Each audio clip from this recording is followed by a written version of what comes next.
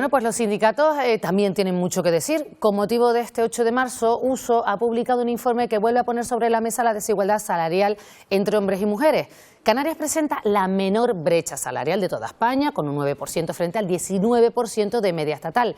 El sector de la industria sigue siendo donde más brecha existe frente al campo y la agricultura, aunque es el sector primario el más precarizado. Nos atiende a esta hora de la mañana Itaiza Torres, secretaria de Organización de USO Canarias. ¿Qué tal? Muy buenos días.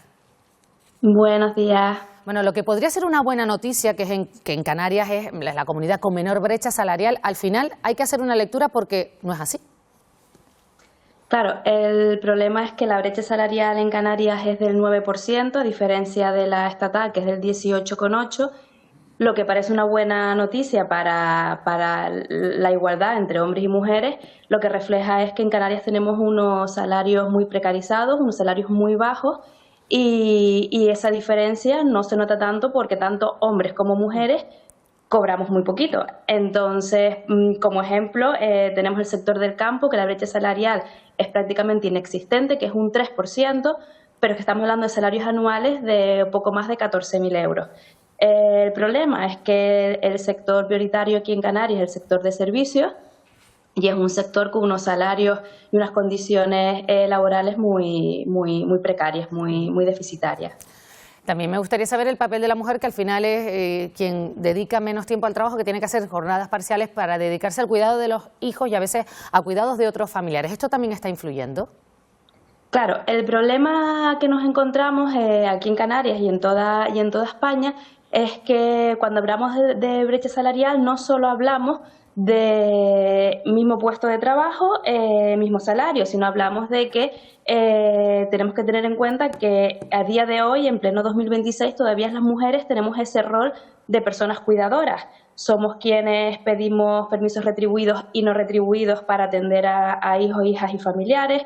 Somos las que pedimos excedencias para cuidados de familiares directos.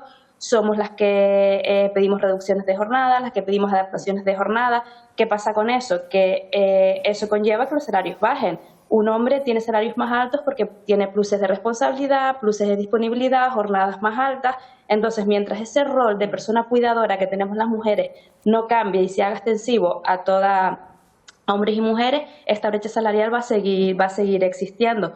Como datos así importantes para que lo tengan en cuenta, el 91% a nivel estatal de los contratos a tiempo parcial o inactividad relacionado con el cuidado lo tenemos las mujeres. Y si esto no cambia, vamos a seguir año tras año con estos datos. Porque al final están funcionando los planes de igualdad en las empresas. A ver, hay empresas que sí y empresas que no. Hay muchas empresas que tienen planes de igualdad, lo que nosotras llamamos un plan quita multas, un plan con las 4 cosas básicas que te tienes que tener para que pase los trámites legales. Y hay empresas muy comprometidas con la igualdad, con planes de igualdad realmente efectivos, que es lo que necesitamos. Necesitamos crear planes de igualdad que sirvan para que el hombre y la mujer estén en igualdad de condiciones dentro de las empresas y que esta brecha salarial desaparezca. Y no solo la brecha salarial. Por ejemplo, tenemos que tener en cuenta que en los puestos de trabajo por debajo del SMI, las mujeres somos mayoría, o sea, estamos sobrerepresentadas. Si nos vamos a la otra parte y vemos los puestos de trabajo que cobran 5 y 10 veces por encima del SMI, la mujer desaparece, estamos infrarrepresentadas. Y eso se ve en los planes de igualdad. Cuando hacemos un plan de igualdad y pedimos la auditoría retributiva, esto lo podemos ver. Pero si esto lo vemos y no tomamos medidas o las medidas que tomamos no son eficaces, seguimos igual. ¿Y cuáles serían las principales políticas que hay que poner en marcha para mejorar las condiciones laborales de las mujeres? A ver, realmente eso eso no lo sé yo no estoy en política, pero sí es cierto que lo que hace falta son más permisos reales. O sea, está muy bien la idea que tenemos sobre la mesa de aumentar el permiso por fallecimiento familiar de primer grado, pero si seguimos sin retribuir el que mi hija de 5 años esté malita, se tenga que quedar en casa y yo me quedo en casa con ella, pero a mí me pueden descontar ese salario.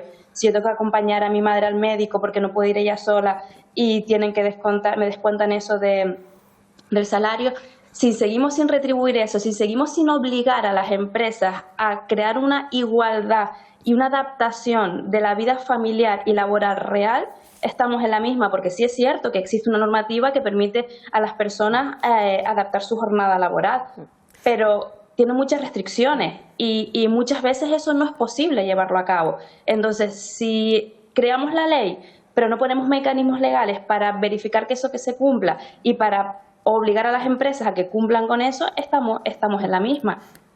Pues brevemente, para concluir esta entrevista, me gustaría pedirle pues un mensaje, porque este 8 de marzo, que es el domingo, este domingo se celebra, como sabemos, el Día Internacional de las Mujeres.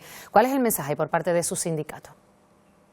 A ver, nosotras desde USO y desde USO Canarias en particular animamos, bueno, primero decir que aunque hemos avanzado mucho en igualdad, la igualdad a día de hoy todavía sigue sin existir. Informes como el que hemos presentado demuestra que eso tanto en el ámbito laboral como en el ámbito personal sigue sin existir. Entonces animamos a todas las mujeres a salir este 8 de marzo a reivindicar en una sola voz, a los hombres que también se unan, que esto no es una lucha de las mujeres, esto es una lucha de la población en general. Todos y todas tenemos hermanas, madres, hijas y queremos que vivamos todos en igualdad de condiciones, y les animamos a salir y a denunciar todas las desigualdades que se vean tanto en el ámbito laboral como en el ámbito personal.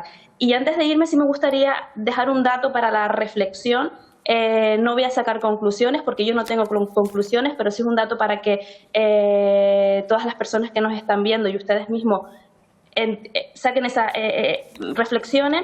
Y es que en el año 2024 el permiso de nacimiento fue utilizado más por hombres que por mujeres, pero el 84% de las excedencias por cuidados lo cogieron las mujeres. Algo está pasando aquí y tenemos que reflexionar todos y todas juntas para intentar que todas estas cifras cambien. Itaiza Torres, muchísimas gracias. Desde luego que son datos para reflexionar. Secretaria de Organización de USO Canarias, de nuevo, gracias por habernos atendido. Gracias a ustedes. Buenos días.